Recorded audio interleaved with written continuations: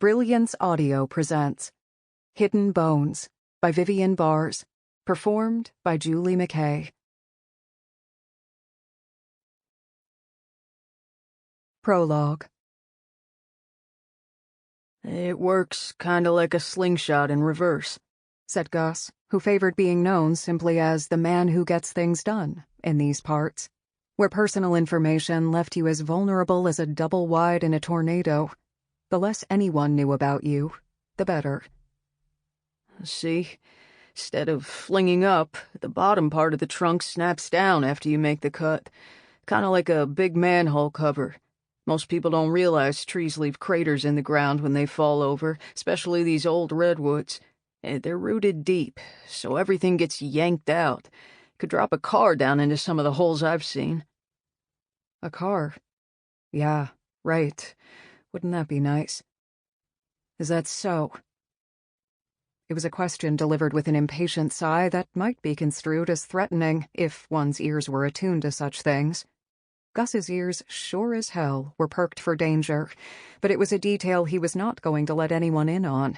Just as with personal information, a smart man didn't go offering up his opinion in situations such as these, and he, though a far cry from what hoity-toity folks over in Seattle might call an intellectual, was no dummy. Yep.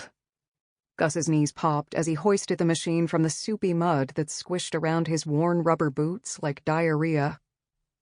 It was a heavy mother, the ever-sharp 298X, American tough and built to last, toothy steel nasty enough to gnaw straight through a man's thigh if he didn't watch what he was doing.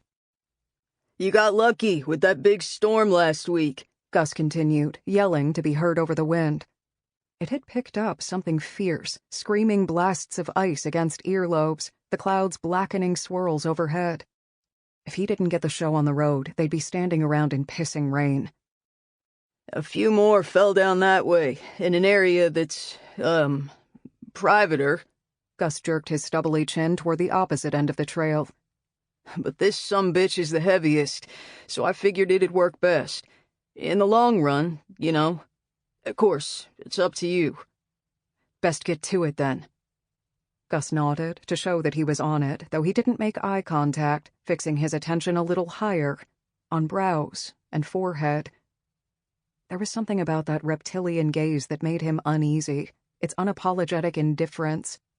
A gaze that would probably hold the same expression at a carnival as it would at a daycare massacre, the infected brain behind it absorbing the...